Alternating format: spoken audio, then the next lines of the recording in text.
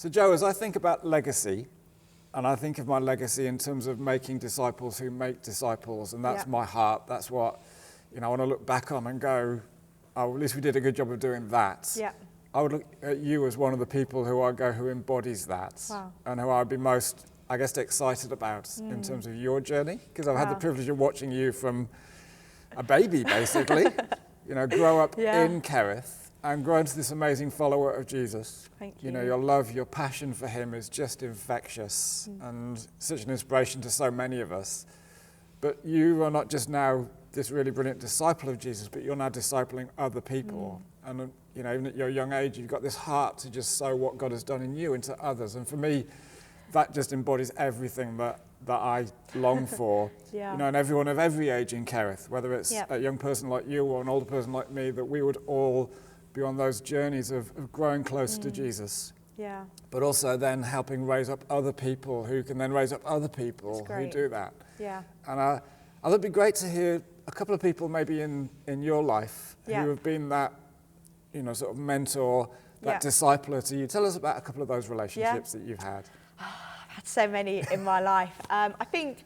Even that's interesting, actually, isn't it? Because it's lots of people. It is lots of people, and it's like sometimes it's not been like a formal thing. It can be really informal, and sometimes it's people who've stayed in your life because certain thing has gone on. But for other people, it's been like a constant of just like throughout this whole time. And I think the first person who really comes to mind would be Dan McNabb, who was the old youth pastor. Oh yeah.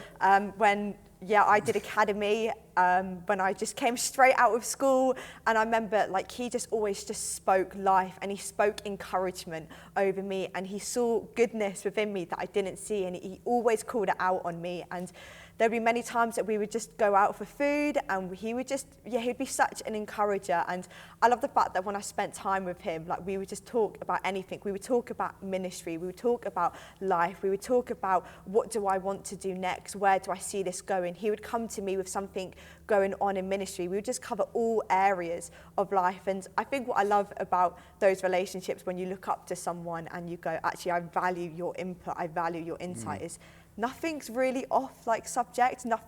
There was never an agenda of, okay, today we're going to talk about this, this and this.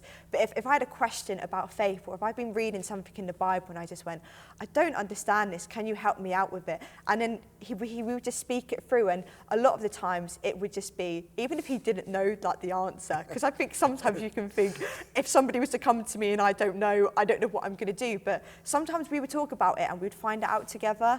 And I think that relationship where we just learned together, and I came with my questions and he would able to input life, and it's just someone we journeyed together really. And I think that was a great time. That's really interesting. There's a few things in that, isn't there? Obviously there's the cross-gender piece. Men and women discipling one another. There's actually Dan's not that much older than you, is he? No, but he's so it's not like he's miles on in his faith. True, yeah. But actually even that little bit further on, he still had stuff to invest in you and to sow into you. And it really was about doing life together. Yep. I love that. So tell us about another person who's been on that journey. And another person who's been on that journey would be Jackie Weber-Gant. So last year... So slightly older. Yeah, slightly older. Only a little bit, though. Last year, I was doing my last year of uni, and it was difficult because, if you've done uni before, it's deadlines and just so much going on. And I remember just talking to her about some struggles of just trying to balance everything. And because she's gone through uni and different things before, she had this experience that she was able just to pass down. And again, it was just a voice of encouragement. And every single week we would meet, and it would just be, I looked forward to that time because I knew afterwards that I was going to be built up. And yes, she challenged me on things as well. Sometimes I'd go and be like, that was more challenging, and I kind of just wanted to be encouraged. But then when I look back, I was encouraged by that, and she really just helped me with just spotting things out of how to do time management, how to write an essay, how to deal with time. And I think as well with mentorship and doing discipleship, yes, I think talking about your relationship with Jesus is so important. But there's also all these other things, like you have to have a holistic approach where you talk about all areas of life, and that's still benefited me. That's helped me form. Like we talk about, how did I get my essay on time when I've got lots of things coming up? How do I balance that? Or if there's a conversation or there's an email that I need to send and I didn't really know how to send it, she would help me with that. Or if there was a faith thing, or if there was something that we needed prayer about. Like we covered so much stuff in our times together. And again, she was just a person that I could just depend upon and rely upon. And when I wasn't feeling great, or if I needed some encouragement, she would be someone just to build me up again. And I think really that's what discipleship is about, because we're not meant to do this life alone. No. And having someone where you go, I know I've got that person, I know that's where I'm going to be built up, like it just makes life such more of a joy to do it. And I think all of us, whatever stage we're at, need those people in our lives, don't we? Yeah. So how would you say someone who was thinking, oh, actually I'd love to have somebody, you know, like a Dan or a Jackie, you know, two very different people, but speaking into my life. How would you encourage this person to go around finding that person? Oh, wow. Great question. I think sometimes they're right in front of you. You just need to have the courage and the boldness to ask. And I think sometimes when I've wanted it, I felt like I didn't want to be a burden to them, or I don't want to feel like I'm using their time. But if somebody was to come up to me and be like, hey, can I go out for coffee with you? I've just got some questions. I would feel so honoured. Like I would feel so honoured, the fact that they would go, wow, they look up to me, they see something within me. And I would just say to someone, if you're looking for someone, like who is it out there? Who do you trust? And who is it that like inspires you? It could be the same age. There could be people further on, but you might see something in someone go, I really want that. Like for Jackie, her prophetic gift, I was like, she spends time with Jesus and she sees, I was like, I want some of that. So I spoke to her, and I think I would just say, don't feel like you're a burden. It would be such an honour, and it benefits you and it also benefits them, which is such a weird thing, because you would think, oh, I don't want them to feel like they're giving out all the time. But with discipleship, like it's not like them, it's you learn from each other, and it's a conversation, and it helps build you up, but it also helps build them up. So I'd say, who is there in front of you that you look up to? But also don't be afraid to go outside. Don't be afraid just to talk to someone who you've never spoken to, because they'd feel so honoured and feel so respected. Brilliant. So yeah. Fantastic advice. So what I love about, I just love your journey, Jo, and you know, we've seen you just grow so much and overcome, you know, lots of stuff on the way through. Yeah. But you're now investing that in other people, and actually I've seen that in you from a young age. You've always been somebody who doesn't just want to receive stuff, but actually wants to sow that into others. Where do you think that comes from? Oh, wow. I think, as I already said, like, it's such a joy to give out to other people. Like, when I've journeyed alongside people, like when someone's come to me and they've really struggled with something, like the fact that I get to journey alongside them and the fact that I get to help them to become more like Christ, like, I don't want to do anything else in my life more than that. Like, so it almost have a selfish element to it, of like, kind of, a little bit, a little bit. But like, it's such a joy seeing someone to become more like Christ. Like, that's such a joy-filled like journey that we get to just embody and embark on with people. And it's so much fun doing it. And it's both, I mean, there's times where it's hard, and there's times where I've done it with people and I just want to shake them. I just want to go, just understand, and but like, I recognize with it, like, your faith formation isn't linear, it's different for every single person.